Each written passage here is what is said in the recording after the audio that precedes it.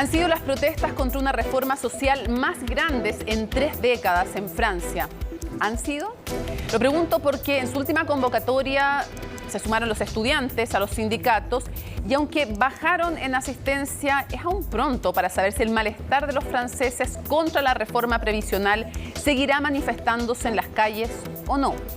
El presidente Macron cumplió con su impopular promesa de campaña, presentó la reforma que retrasa la edad de jubilación de 62 a 64 años y aumenta en 2 la cantidad de años para recibir pensión completa.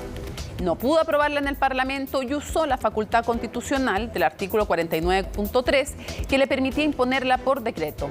El mandatario dice que el déficit hará insostenible el sistema de seguridad social, pero el 70% de los franceses se opone a la reforma previsional y buena parte a la manera en que se ha impuesto. Y es también un recordatorio del descontento con el sistema laboral. Constituye además una advertencia de la desconexión entre los políticos y los ciudadanos, más allá de este tema previsional, y de los cuestionamientos al sistema político que puede transformar, creen algunos, esta crisis de pensiones en una crisis de la democracia. Es cierto que el gobierno sobrevivió a 2 mociones de censura, pero otra cosa es que el poder de Macron sobreviva. Tiene la bancada más grande del Congreso, pero no tiene mayoría para nada. Y aunque el dicho es nadie sabe para quién trabaja, Macron sí sabe, sí que lo sabe, aún sin quererlo y sin tener que hacer tantos esfuerzos en esta crisis que se nutre desde los 2 extremos. Marine Le Pen sonríe y acaricia la idea de que quien la derrotó en las urnas le allana el camino en su tercer intento a la presidencia de Francia. Comienza Conexión Global Prime.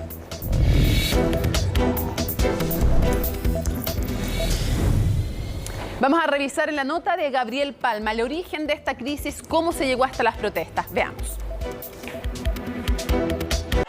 On ne peut pas faire de paris sur l'avenir de nos retraites. Cette réforme est nécessaire.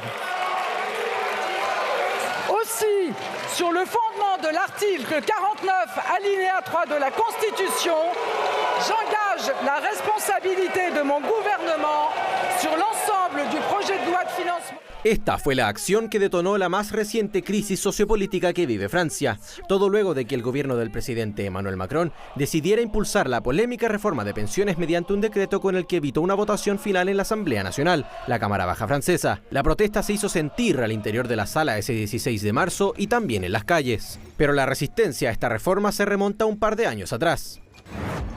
Fue en su primer periodo presidencial cuando Emmanuel Macron intentó concretar su ambicioso plan para reformar el sistema previsional francés, el que prometió en campaña, proponiendo la creación de un sistema universal que fusionara los existentes. Ya entonces el mandatario se enfrentó a la resistencia en las calles. Sin embargo, los manifestantes alegan que ese no debe ser el principal foco, sino que el Estado suba los montos de las pensiones y que no se aumente la edad de jubilación, como algunos en el gobierno han pensado. Vamos a construir un verdadero sistema universal donde todos tengan los mismos derechos, ya sean trabajadores, comerciantes, científicos, agricultores, servidores públicos o empresarios. La mayoría de las personas están en contra del plan de pensiones basado en puntos de Macron, lo que no nos llevará a ningún lado. Hoy protesto para la próxima generación. He trabajado 43 años, tengo una pensión de 1.200 euros y dudo que las personas más jóvenes tengan una pensión como la que tenemos actualmente. Las protestas y la pandemia del COVID-19 hicieron que Macron aplazara su propuesta. La idea volvió durante la campaña de Macron a la reelección en 2022, cuando nuevamente fue parte de sus propuestas. Así llegamos a enero de 2023. Ya en su último periodo, el gobierno de Macron presenta ante el Congreso la reforma, esta vez con modificaciones. La nueva iniciativa se centra ahora en aplazar la edad de jubilación de 62 a 64 años. Además, contempla aumentar los años de cotización mínimos para recibir una jubilación completa a 43. El gobierno argumenta que era la única forma de asegurar la subsistencia del sistema. Las manifestaciones volvieron a las calles de Francia y distintos gremios del transporte público, trabajadores de museos y recolectores de basura paralizaron sus funciones en protesta. Pero pese a ese malestar, la tramitación legislativa de la iniciativa seguía avanzando. Tras una revisión de la comisión mixta y una segunda votación en el Senado, todo parecía indicar que Macron sometería su controvertida iniciativa a la votación final de la Asamblea Nacional. Pero en vista de que no tendrían los votos necesarios, el gobierno decidió invocar el decreto 49.3, agudizando la crisis. Creo que es difícil gobernar en estas circunstancias y por lo tanto el presidente no puede hacer otra cosa que presentar al pueblo francés un nuevo gobierno. No es cuestión de ceder. No es bueno que nos roben 2 años de vida por mera coyuntura política. Debemos hacer huelga, manifestarnos para obtener la retirada del texto. El gobierno de la primera ministra Elisabeth Borne sobrevivió a 2 mociones de censura presentadas por la oposición, en una de ellas por apenas 9 votos. Mientras cada día se registraban manifestaciones en la calle, la tensión aumentaba. El 49.3 no es la invención de un dictador, sino la elección profundamente democrática del general de Gaulle y aprobada por el pueblo francés. Tuvo que pasar casi una semana para que el mandatario francés rompiera el silencio y defendiera su reforma. Hay una cosa que lamento, y es que no pudimos informar de las limitaciones y más específicamente la necesidad de llevar a cabo esta reforma. Entre las encuestas coyunturales y el interés general del país, elijo el interés general. Y si al final tengo que soportar la impopularidad hoy, lo soportaré. Así se llegó a la gran jornada de movilizaciones y huelga convocada el jueves 23 de marzo, donde millones salieron a la calle. También fue una de las más violentas. En medio de ese clima de tensión, el gobierno francés pidió posponer la visita programada para ese fin de semana del rey Carlos III. A la vez, diversos organismos advertían por el uso excesivo de la fuerza policial. Una semana después, el movimiento en las calles podría estar amainando, mientras el Ejecutivo apuesta a un acercamiento con los sindicatos. El presidente ha dicho que está listo para reunirse con los sindicatos una vez que el Consejo Constitucional se pronuncie sobre la validez de nuestro proyecto de ley. La primer ministra también está a disposición para reunirse con los sindicatos directamente para las conversaciones. La última palabra sobre la reforma la tendrá el Consejo Constitucional de Francia, ya que anunció que se pronunciará sobre el proyecto el próximo 14 de abril. Está por verse qué ocurrirá en las calles ese día, aunque Macron ya ha dicho que espera ver implementada la iniciativa a fines de este año.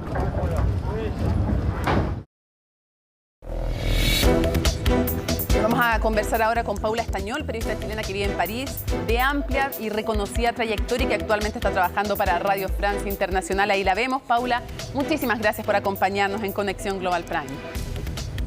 Gracias a ustedes. Quisiera preguntarte primero cuál es el ambiente actual en París, en Francia, y qué ha pasado con las últimas manifestaciones, porque las de la jornada de ayer se vieron con menos convocatoria que las anteriores. ¿Cómo ves tú que se están desarrollando estas manifestaciones? Bueno, hay bastante tensión, hay una serie de manifestaciones aquí, las nombran como salvajes, pero son manifestaciones espontáneas en donde la gente se da cita por las redes sociales y hacen manifestaciones espontáneas así en distintas partes de París. Tú tienes razón, es cierto que ayer la convocatoria fue menor que a la de ocasiones anteriores, pero hay que tener claro una cosa. Aquí cada día de huelga, cada trabajador en huelga le descuentan un día laboral por cada día de huelga. Estamos hablando de gente que pierde 80, 100 euros diarios, entonces no puede permitirse estar en una semana, cada semana hacer una huelga. Para un trabajador es una complicación financiera bastante importante. Entonces, también podríamos entender un poco por qué este martes hubo una convocatoria menor a la del jueves pasado, que hay que acordarse también que el jueves pasado era justo después venía justo después del voto, que no se aprobara el voto de censura, y entonces tenía mucha mayor relevancia y por eso hubo mucha mayor convocatoria de gente que ayer. Se espera sí que la próxima semana, el próximo jueves, como ya empezaríamos otro mes, sería abril, la gente sí pueda ir mayormente a esa convocatoria de manifestaciones. Ayer hubo un mayor control policial, habían cerca de 13.000 policías en la calle para evitar cualquier tipo de desborde. Sí se pudo ver un poco de violencia periférica tras la se ha venido dando en las últimas semanas.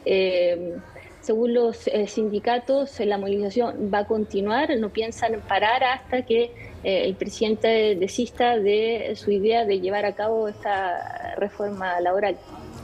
Me gustaría que conversáramos... esta reforma de las pensiones. Sí. Me gustaría que profundizáramos en quiénes también están liderando. Pues están los sindicatos liderando, se incorporaron tal vez los últimos, los jóvenes como dirigentes juveniles también y los jóvenes a las protestas. Y hay un 70%, según las encuestas, de rechazo a esta reforma. ¿Es transversal políticamente, etariamente, socioeconómicamente el rechazo o tiene distintos rechazos y distintas razones en distintos grupos esta reforma a las pensiones, Paula?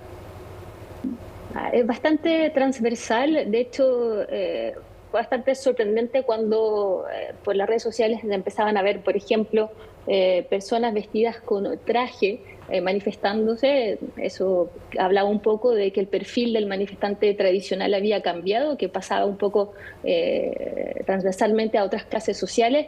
Los estudiantes están bastante movilizados y no solamente, para que nos hagamos una idea, no solamente los estudiantes de universidades que se movilizan bastante frecuentemente aquí, sino que también los estudiantes de secundaria, de liceo, que se han tomado sus liceos, lo han bloqueado, impidiendo que los alumnos entren casi todas las últimas jornadas de protesta.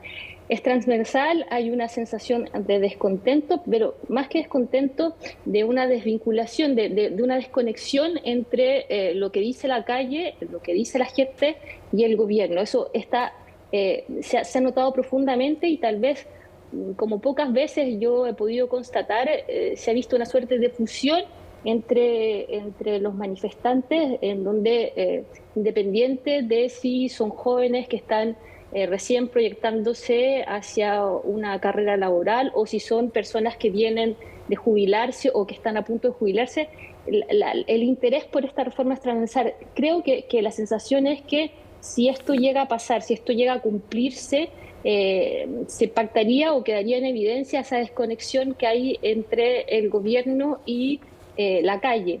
Hay que entender un poco que aquí en Francia la legitimidad del gobierno también depende de la calle, depende de qué aceptación tengan esa reforma. Han pasado muchas reformas en este país que han sido discutidas, muchas reformas controvertidas, pero de alguna manera con cada protesta la calle conseguía algo. Esta vez existe la sensación de que no se les está escuchando, ni a los manifestantes, tampoco se les está escuchando a los sindicatos. Entonces, creo que el descontento ha ido ganando espacio, ha ido ganando gente que comúnmente no se moviliza, ha ido ganando también otro perfil de manifestantes. Ahora te quería preguntar de aquello también, porque desde incluso la presidencia de una de las centrales sindicales más moderadas que tiene Francia, se condenaba a los hechos de violencia porque los han habido y graves, y se condenaba a esos grupos que son más extremos y que están incorporándose también, lo decía Laurent Becker, que condenaba justamente la violencia física y la violencia simbólica también, y él creía que justamente esto puede terminar jugando en contra de las manifestaciones porque otros se resten, porque no estén dispuestos a acompañar a esa violencia que él decía hay que condenar sin ambages. ¿Cómo ves tú la evolución de estas protestas en el mediano plazo? Era un temor que tenía la intersindical. Laurent Becker lo había dicho antes, sí, en varias declaraciones, diciendo que ellos temían de que si el gobierno no escuchaba a la calle, esto se les fuera de las manos. Hay que entender que las manifestaciones aquí son sumamente organizadas, los sindicatos tienen un cuerpo, una suerte de cuerpo móvil que va vigilando que no hayan desbordes. En cada manifestación es así. Pero estas últimas manifestaciones se han completamente desbordado porque hay una cantidad de grupúsculos que se han sumado a esas manifestaciones, lo que aquí se conoce como los Black Bloc, que son entes que son completamente, son electrones libres, que no pertenecen a ninguna asociación sindical, a ningún movimiento político reconocido, y que se han escapado de las manos a los mismos dirigencia sindical, que ya advertía desde hace mucho, desde el momento en que el gobierno decidió pasar la reforma laboral por el 49.3, ellos dijeron, esto se nos va un poco de las manos, no sabemos cómo plantearnos las manifestaciones porque esto es un símbolo de que no nos están haciendo caso, por lo tanto perdemos un poco de credibilidad ante los manifestantes. El temor es eso, el temor es que finalmente ese tipo de violencia gane por sobre este esfuerzo sindical. Hay que recordar también que por primera vez en décadas los mayores sindicatos franceses manifiestan juntos. Hay un sindicato, el que tú decías, que tiene una orientación un poco más liberal, que es la CFDT, otro que tiene otra visión, que es la CGT, que han estado siempre un poco con un tira de afloja, con pensamientos más bien opuestos, y por primera vez en décadas se unen y hacen esta manifestación. Claro. Entonces, el riesgo está en que esta suerte de diálogo, de oídos sordos, haga que el desborde venga por otro lado.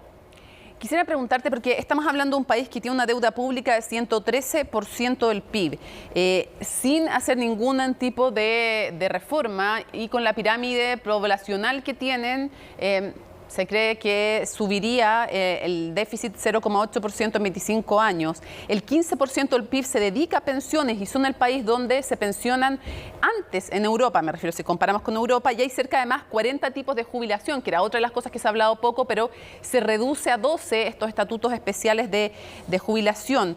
Y la pregunta es, ¿por qué la gente, si muchos saben que es necesario hacer una reforma, rechazan esta reforma que ha planteado Emmanuel Macron? ¿Hay o no hay conciencia de que se necesita de alguna manera hacer cambios? ¿Qué piensa la gente más allá de esta reforma respecto del sistema de pensiones, respecto del mercado laboral?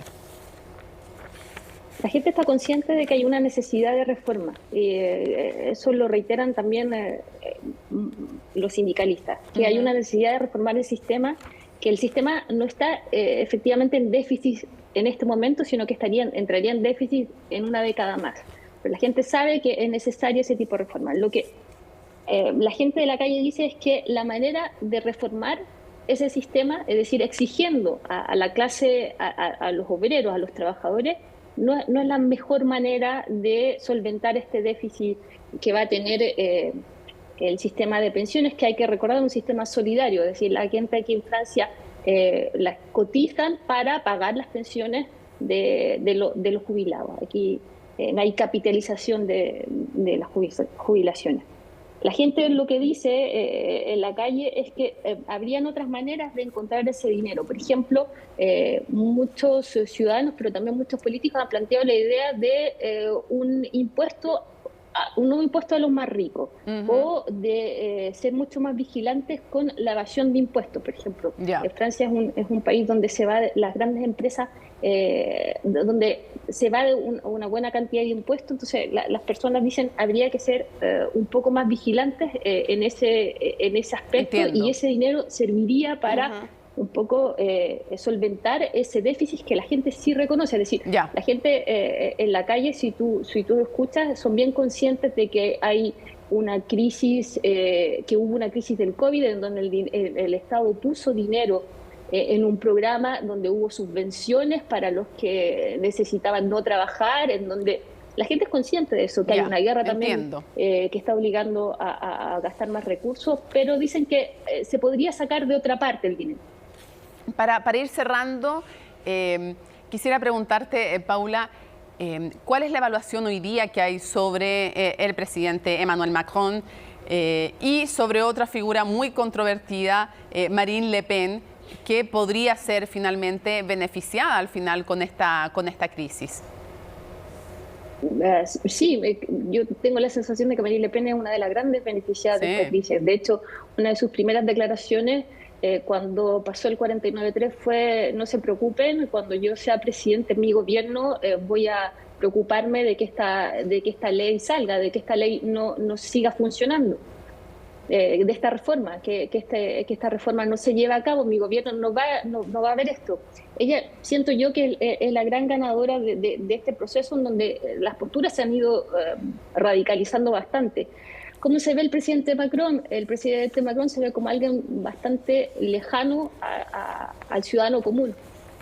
De hecho, la gente en la calle es bastante susceptible a ciertas imágenes que él ha ido dando, a sus frases que son bastante lapidarias con los manifestantes, bastante violentas contra ellos. Y también el hecho, por ejemplo, de que cada vez que haya una manifestación no esté en Francia es un aspecto que en la calle se discute. Una manifestación estaba de visita oficial en España, la semana pasada estaba en una cumbre europea.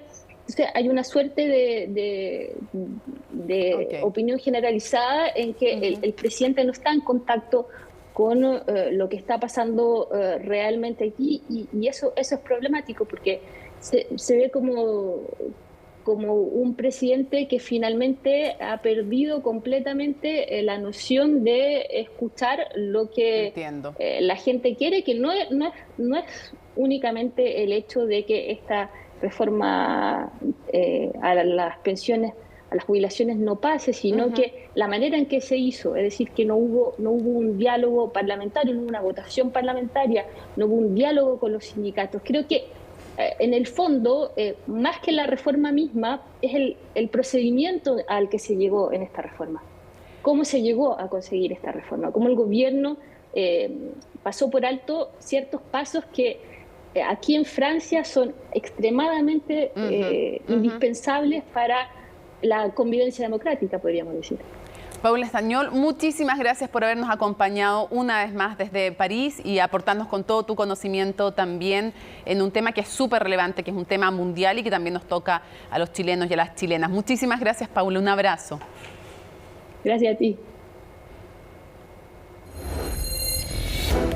Bueno, tenemos el gusto hoy día de poder conversar con Eleonore Carroix, que ella es exdiputada de la Asamblea Nacional Francesa. Nos va a contar porque nuevamente va a postular. Muchísimas gracias, Eleonore, por acompañarnos en Conexión Global Prime. Me gustaría primero en algo anecdótico que nos contaras la relación que tienes con América Latina. Claro, buenos días. Gracias, Mónica. Mira, yo soy franco-dominicana. Crecí en el Caribe y tengo una relación muy fuerte con muchos países de América Latina, entre ellos Chile. De hecho, estuve en Chile hace unos días y cuando ocupé mi mando de diputada de los franceses de América Latina y del Caribe, fui presidenta del grupo de amistad franco-chileno, entonces muy apegada a su país. Aclarado y contado esto para quienes nos ven en Conexión Global Prime, quisiera entrar al tema de la reforma de pensiones tan polémica. Tú perteneces a la mayoría, en el fondo, no sé si mayoría hoy día, porque no tienen mayoría en el Congreso, pero al grupo cercano al presidente Macron políticamente. ¿Por qué, a tu juicio, es necesaria esta reforma de pensiones? Y mira, efectivamente, yo soy miembro de la coalición que lleva varios partidos que están en el centro y que efectivamente son cercanos al gobierno. La reforma de pensiones en Francia me parece muy necesaria por cuestiones que son fáciles de entender, que son la cuestión de la demografía cambiante en Francia y también cuando ves lo que pasa en los otros países europeos, simplemente pues adaptar nuestro derecho a una situación global. Ahora, dicho esto, la situación en Francia hoy día a mí, a nivel personal, me preocupa. Creo que esa reforma se hizo de una manera que fue un poco complicada, en todo caso no fue entendida por muchos franceses, y yo estoy bastante frustrada a nivel personal de no haber podido participar a ese debate, porque ya estaba en reelección, entonces no fui diputada cuando se votó este texto y cuando se adoptó finalmente, porque yo tenía varios temas que quería que fueran vistos que conciernen las pensiones de los franceses que residen en el exterior. Y esa es de verdad, digamos, la raíz de mi acción política, es defender a esos franceses de la diáspora, donde sea que estén, y en particular en América Latina y en el Caribe. Sí, y justamente estás en México, vas por distintos países también preocupándote de las comunidades francesas en cada uno de esos países y las relaciones también entre Francia y esos países.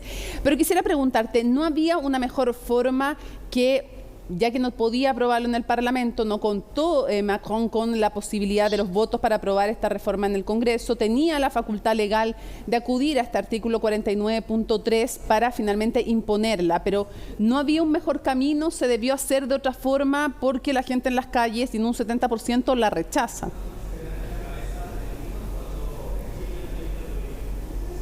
Sí, perdón, ¿me escuchas? Como estoy en un aeropuerto. Sí, te escucho bien. Te escucho bien, sí. Sí, me escuchas perfecto. Perfecto. No, mira, de nuevo, a nivel personal, yo como te decía, soy diputada, miembro de la mayoría, pero no soy vocera del gobierno. Yo entiendo que había que llevar esa reforma, que es una reforma que es necesaria y como te digo, Francia tiene que adaptarse también a un contexto global. Sin embargo, de nuevo, a nivel personal, yo estoy en desacuerdo con el método que se usó para adoptarla, con el 49.3 que mencionabas ahorita. Fue una decisión política que tiene un costo muy elevado para el gobierno, que tomó el gobierno. Yo, como te decía, no soy vocera del gobierno, sí, pero claro, sí pienso que había que votar ese texto. Y lo que es importante resaltar es que si no se pudo votar ese texto, fue esencialmente porque partidos de la extrema izquierda y partidos también de la ultraderecha se opusieron de manera sistemática y no hubo realmente un debate. Yo estuve frustrada porque ni participé ni pude presentar las enmiendas que había preparado para los franceses del exterior, pero en realidad ese texto no se pudo debatir como se hubiera tenido que debatir por causa de oposiciones y de bloqueos. Justamente esta es una crisis que se alimenta desde y alimenta a también los extremos.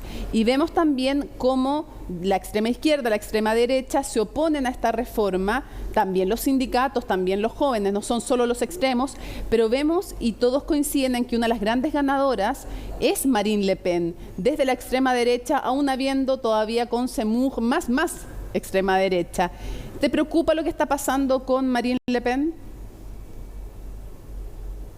Sí, me preocupa mucho que por causa también de esta agitación, es echarle aceite al fuego de la extrema izquierda, el verdadero ganador de acá es la extrema derecha. Me preocupa también el hecho de que los republicanos, que son un partido normalmente de gobierno, responsables y que siempre han querido una reforma de las pensiones, de hecho querían llevarlo a 65 años o hasta más, se hayan opuesto por razones de politiquería, porque no hay otra razón. Entonces sí me preocupa lo que está pasando en el contexto global. Por eso pienso y estoy convencida de que la voz de los franceses en el exterior tiene todo su lugar en el debate político nacional francés y por eso espero ser reelegida para poder justamente aportar esta voz, esta diferencia de tono, esta perspectiva que tenemos nosotros cuando recibimos en el extranjero. ¿Cómo ves la realidad? Bueno aclarar también, aquí en Chile existe un partido republicano, pero es de reciente data y es bueno para que la gente entienda que el Partido Republicano en Francia es de una derecha moderada, es el partido de la derecha tradicional francesa y que estaba originalmente pidiendo también una reforma de pensiones como mencionabas. Ahora, ¿cómo ves y cómo le puedes explicar a la gente cómo es el sistema de pensiones en Francia? Porque tiene un componente importante de reparto, de solidaridad. Se jubilan de los más jóvenes en Europa y es el tercero en que mayor gasto implica al Estado a nivel europeo. ¿Cómo es el sistema de pensiones en Francia? ¿Qué tasa, por ejemplo, de reemplazo tiene? Sí, mira, lo que decías, y qué bueno que hiciste la aclaración sobre los republicanos, es efectivamente el partido de derecha moderada, que ahora no está tan moderada y que está muy dividido y que hoy día ya no tiene existencia como grupo, y por eso te decía que en parte son ellos los responsables de que se haya adoptado por el 49.3, porque ese texto debía de haberse votado con sus votos y ellos siempre impulsaron esta reforma. Esta reforma lo que hace esencialmente es llevar de 62 a 64, aunque hay muchos casos particulares, la edad a la cual uno puede pretender a jubilarse con una tasa plena. En Francia, contrariamente a muchos países aquí en América Latina y muchos países en Europa, es un sistema de reparto, o sea, es un sistema muy solidario en el que los activos de hoy cotizan para los pensionados de hoy. O sea que no hay un sistema de capitalización como existe en otros países del mundo, donde uno finalmente se construye su propia pensión, sino que es todo un sistema de solidaridad. Y es justamente lo que quiso preservar este actual gobierno, ese sistema de solidaridad generacional, tomando en cuenta una realidad demográfica de que, bueno, pues obviamente se vive mucho más viejo y los pensionados, las personas que están pensionadas, duran mucho más tiempo con su pensión de nivel global. Lo que hay también que precisar es que este proyecto no acababa con una serie de casos particulares, que son los casos de personas que tienen trabajos muy difíciles. El criterio de penibilidad sí se mantenía en esta reforma, pero como te decía, yo hay muchas cosas de esta reforma que hubiera querido debatir, sobre todo para los franceses del extranjero, que sí, de verdad, no tienen ningún beneficio en esta reforma, y por eso tengo una cierta frustración a nivel personal de no haberlo podido debatir. Ahora, dicho esto, lo que es importante saber también es que había una obligación, yo estoy convencida, de reformar el sistema para protegerlo, para mantenerlo, y el hecho, por ejemplo, de que hoy, cuando miras los gastos públicos franceses, te das cuenta de que un cuarto aproximadamente va hacia ese sistema de pensiones. Me parece también que es ultra necesario, no solo para sanear las finanzas francesas públicas, pero también para permitir que presupuestos se atribuyan a cosas que me parecen esenciales, como la educación, como la justicia, etcétera. Entonces, bueno, esos son los grandes rasgos, porque es una reforma compleja, necesaria, pero que desgraciadamente por causa de las oposiciones no pudo debatirse como debió de haberse debatida, y desgraciadamente, bueno, pues el gobierno decidió utilizar este instrumento que es legal, pero que a mi parecer realmente no debió de haberse utilizado. Para ir cerrando, quisiera preguntarte por dos temas que surgen, o dos problemas que surgen a raíz de esta crisis. Se pone de manifiesto nuevamente, o se recuerda, ciertas críticas que hay y cierta molestia que hay también entre los franceses y las francesas respecto del mercado laboral. Tienen índices de satisfacción mucho más bajos que otros países en Europa, como por ejemplo Alemania. Están más descontentos con el mercado laboral, con los sueldos que reciben. Y por otro lado también, cosa que claro, parece llamativo desde nuestra realidad latinoamericana, y por otro lado también está la crítica, que es una crítica también no solo en Francia, en Latinoamérica, en el mundo, respecto de la democracia representativa y de la conexión, o más bien de la desconexión de muchos políticos con los electores, con los ciudadanos y las ciudadanas, cosa que se le critica más particularmente al presidente Macron. ¿Cómo ves tú esos dos fenómenos, la insatisfacción con el mercado laboral y la insatisfacción con la democracia representativa?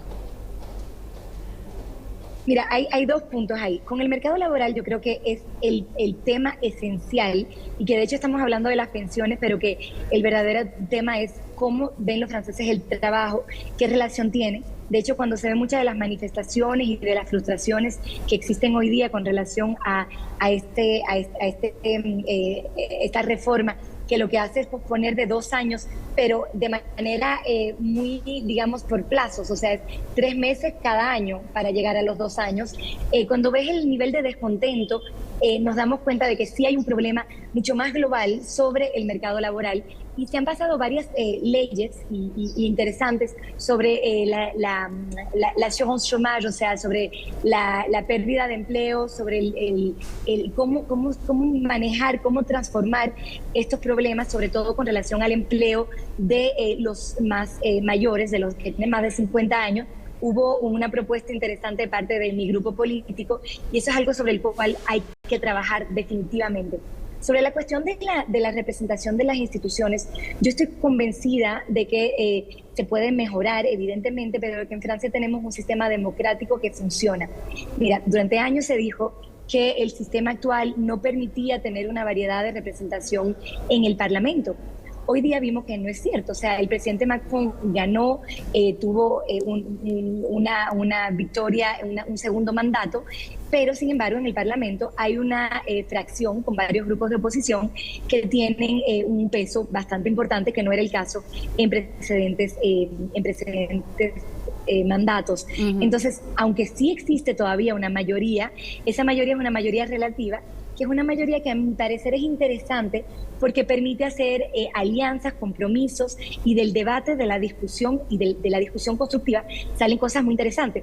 El problema es cuando partidos de oposición, como te decía, como los republicanos, pero también como la LFI, la Francia Insumisa, no juegan el juego democrático, y en lo que concierne a la Francia Insumisa, dicen claramente que van a poner miles de enmiendas para que no se vote sobre el texto. O sea, admiten que no quieren utilizar las instituciones. Entonces, en este caso, yo creo que sí hay un problema sobre el uso excesivo de enmiendas, que de hecho son, yo invito a todos los franceses a que vean esas enmiendas. Pero bueno, es un tema muy, muy complejo y obviamente me encantaría discutir todavía más de ese tema. Explicarle que nos ven que Francia Insumisa está en la extrema izquierda con Mélenchon y está al frente de Reagrupación Nacional con Marine Le Pen, y más a la derecha aún, si es que eso parecía imposible, Zemmour, que fue también candidato en las elecciones pasadas. Cierro solamente con algo muy breve. ¿Cómo te imaginas en un concepto Francia gobernada por Marine Le Pen? Mira, yo no quiero ni imaginármelo realmente.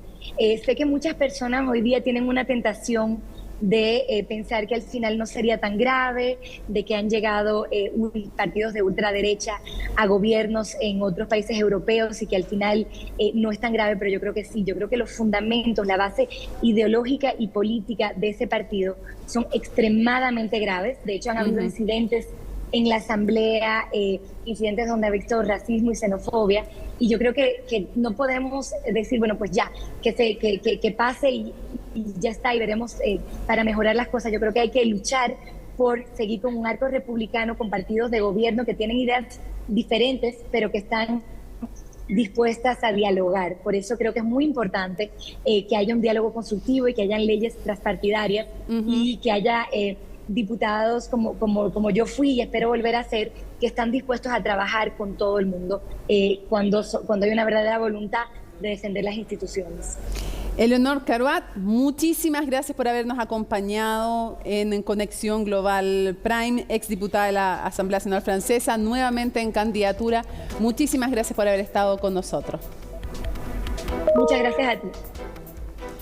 Y nos vamos entonces ahora a una pausa, pero al regreso Manuel Barocet nos va a acompañar para seguir analizando en Conexión Global Prime esta crisis, que no es solo una crisis de las pensiones, es, dicen muchos, también una posible crisis que da cuenta de falencias en la democracia, insatisfacciones de los ciudadanos y las ciudadanas con la democracia francesa. Pausa y seguimos conversando.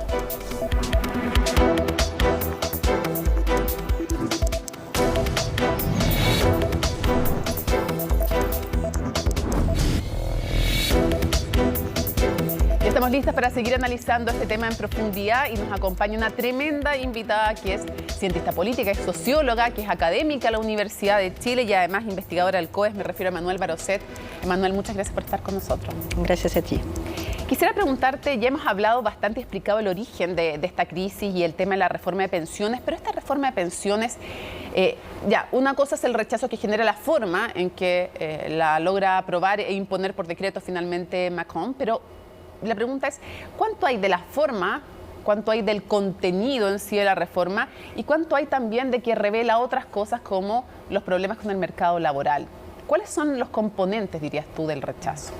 Bueno, hay que recordar que se intentó aplicar esta reforma ya en el primer mandato de Macron y otros antes, no es la primera vez. Tenemos un tremendo problema de envejecimiento de la población y hay mucho menos activos que pasivos hoy en día. Entonces hay un problema estructural antiguo. Macron no pudo hacer pasar la reforma la primera vez porque se dio en el contexto de los chalecos amarillos y posteriormente vino la crisis del COVID. Entonces hay un elemento sí de fondo. El sistema fue pensado como solidario después de las guerras mundiales, pero pensando en un mundo en el cual los estudiantes eran menos y los jubilados vivían mucho menos tiempo. Entonces, el problema se agravó con el déficit por la crisis del COVID. Entonces, efectivamente, había que hacer algo, pero tiene razón, fue quizás la forma en que se intentó imponer esta reforma la que generó mucha bronca entre la población. ¿Y cuánto nos habla también de, dicen algunos analistas, de que recuerda ciertos rechazos que hay a cómo funciona hoy día el mercado laboral francés? Desde algunos países lo miran y dicen, chuta, pero ¿cómo? O sea, son condiciones espectaculares, pero otros dicen es que los franceses se comparan con sí mismos, no con el del lado, y por lo tanto sí hay expectativas no cumplidas. Y cuando se habla de satisfacción, por ejemplo, con el trabajo en comparación con Alemania, la verdad es que sí, efectivamente hay quejas entre los franceses que a nosotros nos parecen cómo se quejan. Sí, bueno, hay que recordar que en comparación con otros países, los ingleses, ¿no?, que trabajan hasta los 68 años, pasar de 62 a 64 parece como mantener el paraíso dentro de todo. Por eso te digo, como uno dice, Claro, pero en realidad hay una crisis del mundo laboral aquí, allá. Ha perdido sentido, ¿no? Por la crisis del COVID, pero también por la crisis en general del futuro, la transición ecológica. Hay una pérdida de sentido respecto a lo que significa trabajar hoy en día, también con condiciones más precarias. Entonces, no le hace mucho sentido a la población en este momento alargar el número de años de trabajo, considerando lo difícil que es llegar y a pasar los 50 en una serie de ámbitos profesionales, el mundo de la educación, el mundo de la salud, que han sido bastante castigados ya por el COVID. Entonces, como que no hay mucho terreno para aplicar esta reforma porque venía una queja desde hace mucho tiempo. Y en paralelo, mucha gente siente que el esfuerzo no debería solamente venir de los mismos trabajadores. Debería haber otras reformas respecto del sistema tributario, impuestos y, por lo tanto, encontrar el dinero en otros lados. Pero efectivamente tenemos un déficit estructural en Francia que es gravísimo en este momento. Y claro, y con las proyecciones además demográficas, no es que vaya a mejorar, sino que se va a agravar. Ahora yo te decía lo del mercado laboral porque algunas cifras dicen, por ejemplo, que solo el 45% de los franceses considera que está bien pagado respecto al esfuerzo que hace, y cuando uno lo ve, por ejemplo, en Alemania, 68% considera que está bien pagado, y el promedio europeo es 58%, que sí se considera satisfecho. Ahora, ¿cuán fuerte es el poder de los sindicatos en Francia, Manuel? Porque en general no le han ganado el pulso a los políticos, pero en esta ocasión ellos sí han liderado y hay distintas facciones además. No todos los sindicatos son igual de duros o piensan igual respecto a esta reforma. Bueno, hay que recordar que los sindicatos estuvieron muy de capa caída en el movimiento de los chalecos amarillos. ¿Sí? De hecho, el movimiento bypaseó completamente cualquier negociación posible a través de los sindicatos, que fue una de las especificidades de ese movimiento, ¿no? Que igual ocurren cosas así a nivel global.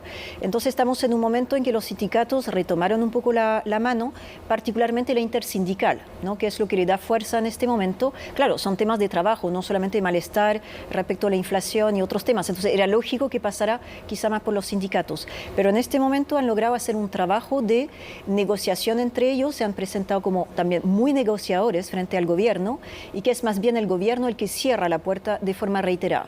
Y tampoco anda muy bien la cosa en el Parlamento. Entonces hay dos vías, que es la vía parlamentaria, que el gobierno la cerró con la aplicación del artículo 49.3, pero también le está cerrando la puerta a la intersindical. Entonces son protagonistas en este momento, se presentan como moderados y por lo tanto sí en este momento tienen la mano como están un poco más controlando que en crisis anteriores. Claro, veía una entrevista de Laurent Berger, que es el presidente de la CFDT, que es la Confederación Francesa Democrática del Trabajo, tal vez la más moderada dentro de los distintos sindicatos, y que él hablaba justamente de cómo esta crisis, decía él, está dándole la traducción sería probablemente un cohete a chorro a Marine Le Pen, y decía, ¿cómo no conversamos para tratar de encontrar algún acuerdo? Él proponía incluso que pusiera una pausa Macron y que volvieran a conversar, que pusiera una pausa en esta reforma de pensiones. ¿Cómo ves tú la consecuencia respecto y por qué se produce este beneficio para Marine Le Pen? Hay varios tiempos, efectivamente, todos tienen en la mira las elecciones presidenciales de 2027. En las últimas décadas hemos tenido una progresión de los partidos de extrema derecha e izquierda, pero preocupa más la derecha en este sentido, porque en los años anteriores, cuando teníamos el candidato de la extrema derecha, o no pasaba la segunda vuelta, o después de la segunda vuelta se generaba un frente republicano que lo dejaba con alrededor del 20% de los votos. En la última elección presidencial, en realidad ya Marine Le Pen alcanzó casi el 40% de los votos. Entonces, la brecha para llegar a la mayoría es mucho menor, además de que el Frente Nacional ha hecho todo un trabajo de normalización de su imagen. Entonces sí, ese es el horizonte, 2027. Supongo que el gobierno hizo el cálculo, o sea, la presidencia, de cuál es el costo, porque sí tienen el tema del presupuesto y el déficit encima, además la Unión Europea presiona también para resolver esto, versus el costo político. El costo político para Macron es mínimo, está en su segundo periodo, no se puede reelegir y no ha logrado instalar un partido de gobierno. Pero a lo mejor podemos ver eso también, hay salidas intermedias ahora, siempre y cuando el presidente decida levantar un poquito la presión. Sí, y en ese sentido también de alguna manera le ayuda a Marine Le Pen, que está la extrema izquierda con Mélenchon, también oponiéndose fuertemente y en las calles, y también hay alguien visto como más aún de derecha, como Semur, que es visto como más a la derecha todavía. Entonces, de alguna manera, eso también la deja a ella como oponiéndose, pero dentro del sistema, y de alguna manera le blanquea un poco la imagen, o bastante. Sí, de hecho, Marine Le Pen ha intentado no decir cosas muy conflictivas este último tiempo. Está como con perfil bajo.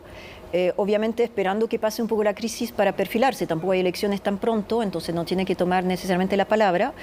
La ultraderecha más Zemmour como que no le fue tan bien en las últimas elecciones, entonces nos da la sensación de que pueda realmente sacar provecho de esto. Pero en el discurso ellos quedan como los más extremos. Sí, quedan como los más extremos, pero en este momento el descontento es tal que no se sabe muy bien para qué lado va a ir. Es decir, inmediatamente el problema de la violencia en la calle. También sí va a haber una salida institucional porque estamos ya 10º día de huelga efectiva, no seguido, sino que hay huelgas así como cada semana. Ayer, a pesar de las movilizaciones, no hubo violencia, no hubo muertos, pero por ejemplo el día sábado, por otro tema, hubo una protesta muy importante en el oeste de Francia contra esos mega estanques, ¿no? Que arman los campesinos para guardar agua, y ahí el nivel de violencia, tanto de los activistas como de la policía, fue enorme. Entonces hay una preocupación por el control que el gobierno tiene respecto de las protestas, sea por las jubilaciones o por otro tipo de causas. Justamente me llevas ahí, Emmanuel, a una pregunta. ¿Hay también aquí, de alguna manera, un reflejo de la disconformidad, no solo con este tema puntual, sino con el sistema político francés, con cómo funciona la democracia, como un pedir, queremos ser considerados los ciudadanos? Es una democracia siempre representativa, pero ¿cuánta participación tienen los ciudadanos? Pareciera también estar... Y por otra parte agrego, tú que conoces muy bien la política francesa, que Macron es visto como alguien muy de la élite y sus declaraciones tampoco lo han ayudado como para conectar con los ciudadanos. Bueno, hay una crisis de la democracia representativa en muchos lugares, en Francia como en otros lados. Hay mecanismos, por ejemplo, ahora se llamó al Consejo Constitucional a estudiar esta reforma de las pensiones y podría haber una salida.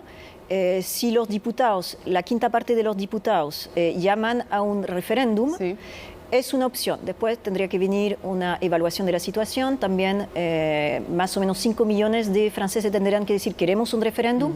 Hay un camino que podría dirimir en última instancia si va o no va la reforma, pero obviamente largo y no resuelve el problema del déficit de las finanzas públicas. Entonces, ese es un tema. Y es ensayo y error. Hasta el momento no se ha aplicado esos referéndum de iniciativa popular.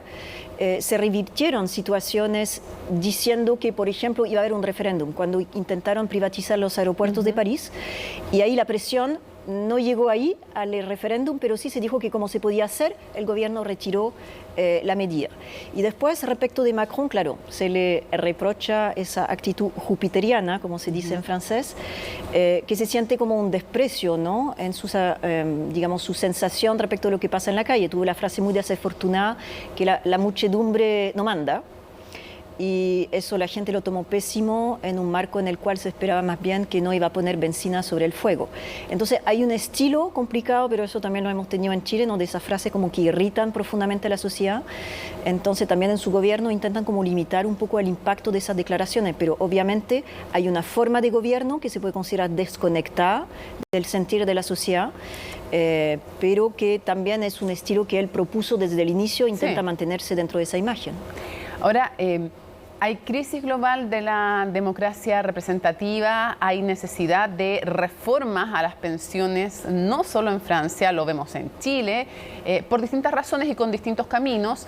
En España llegaron a un acuerdo, lograron llegar sindicatos y gobierno a un acuerdo. China está analizando, China que tiene además uno de los, o sea, las mujeres en los 55 años, los hombres en los 60 se jubilan, si eres mujer y trabajas en una fábrica a los 50, y van a tener que hacer un cambio ahí, claro. Me hago cargo yo en mi afirmación, es una dictadura y por lo tanto la forma de implementarlo es distinto. Pero me refiero que los temas de democracia y los temas de pensiones son temas globales. La pregunta es cómo, en ese contexto y sabiéndose que la reforma es necesaria, que ya tuvieron que hacer hace una década una de subir un poco la edad, ¿qué caminos tiene Macron? Porque las opciones son perseverar y dejar el camino libre a Marine Le Pen, y además el resto de su gobierno no poder hacer mucho. ¿Tiene opciones Macron? ¿Tiene opciones ahora a futuro Emmanuel? ¿Y tuvo opciones de hacerlo distinto?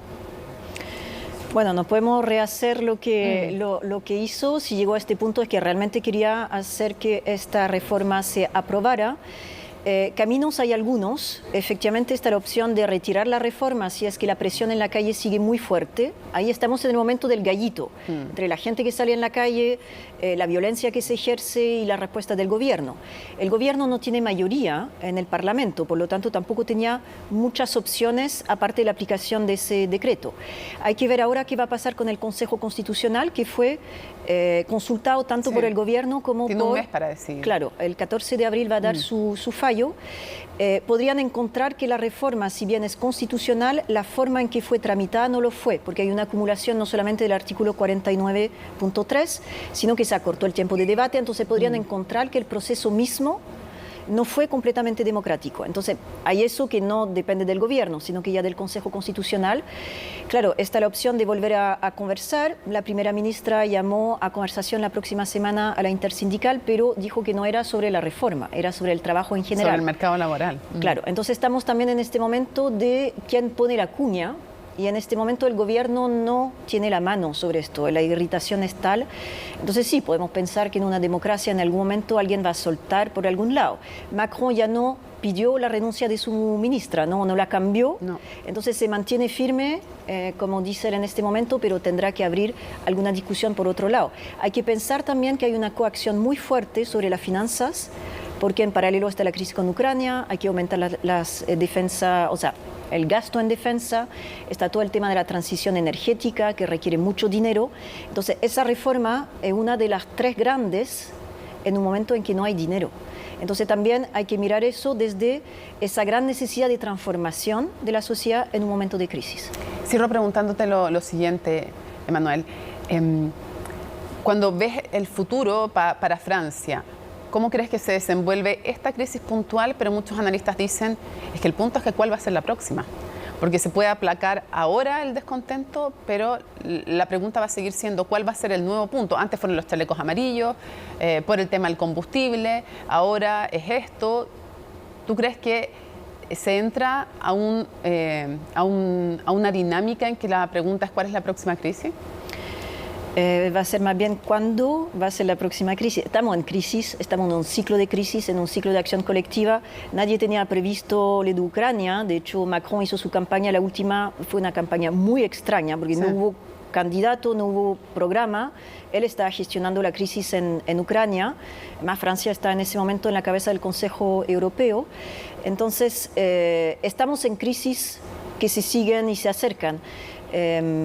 Entonces hay varias más en el camino. Bueno, todo el tema de las protestas por el medio ambiente ya está como un poco más aplacada el tema como de la amenaza de Ucrania, pero sí, crisis va a haber a repetición.